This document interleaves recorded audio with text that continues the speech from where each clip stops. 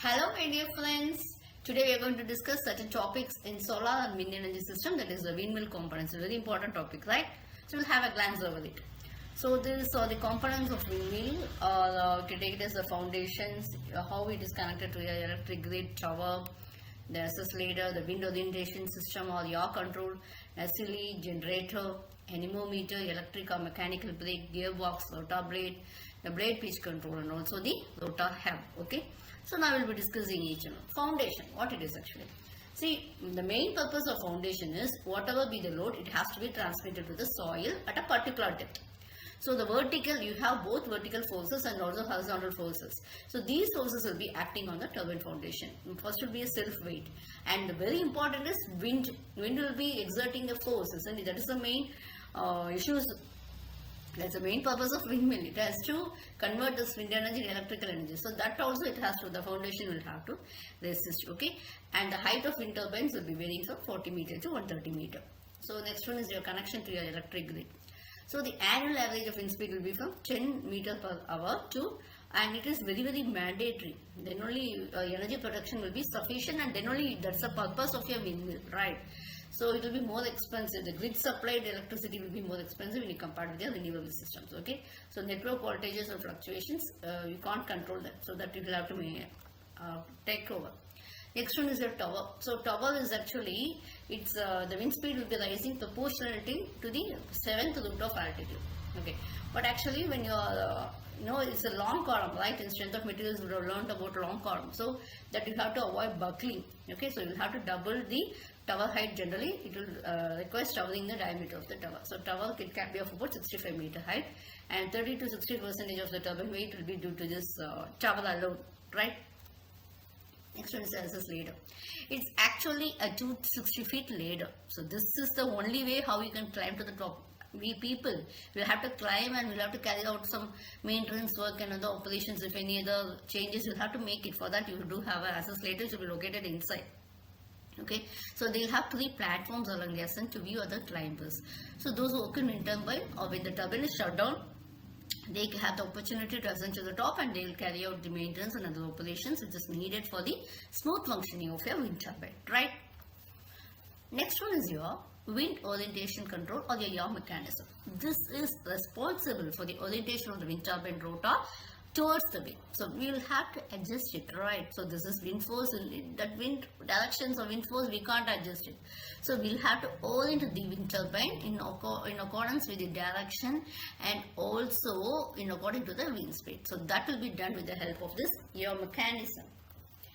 And this yaw control mechanism will be aligning the turbines nacelle with the wind direction in order to minimize the yaw angle. Okay, so that will be obtained by subtraction between the turbine main axis angle and the wind direction. Okay, you can see this in the diagram. This one, wind direction. This is yaw misalignment, yaw position. This is a misalignment, and that we will have to adjust it. Okay. Next one is nacelle, or it's your wind turbine. So the wind is pushing directly against the blades of the turbine. So which will be converted, the linear motions of the wind will be converted into rotary motion. Wind is actually moving in the linear direction, so the blade will be rotating. So that will be done with the help of nacelle wind turbine. So this is the one which is housing all the generating components like generator, gearbox, drive, train, and brake assembly. And next one we do have a generator.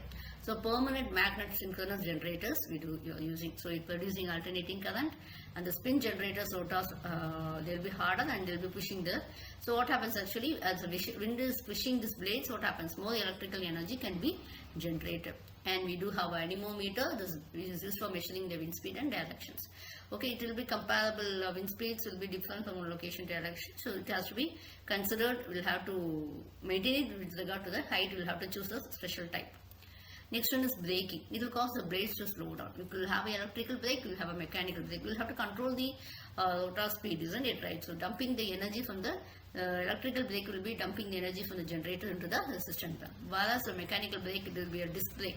Okay, it will be done only on emergency conditions only. Okay, so extreme gust or something else. Okay, so what happens actually, this will be safe, or electrical system will be safe speed in faster wheels, so maintaining the nominal power output. Okay, this mechanical brake system will have to carry out very carefully because it may cause a fire.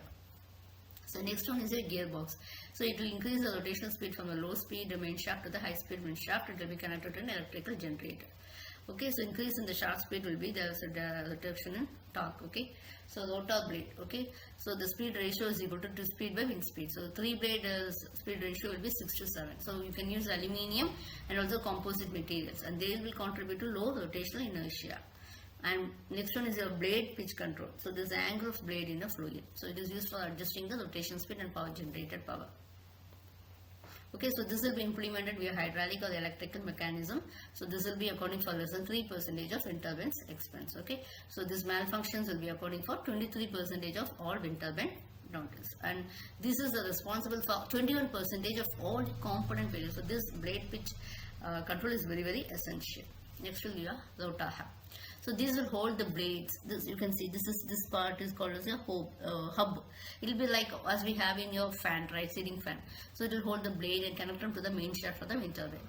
So holds the blades in the proper position for the maximum aerodynamic efficiency. Thank you for your patient listening. Bye on us now.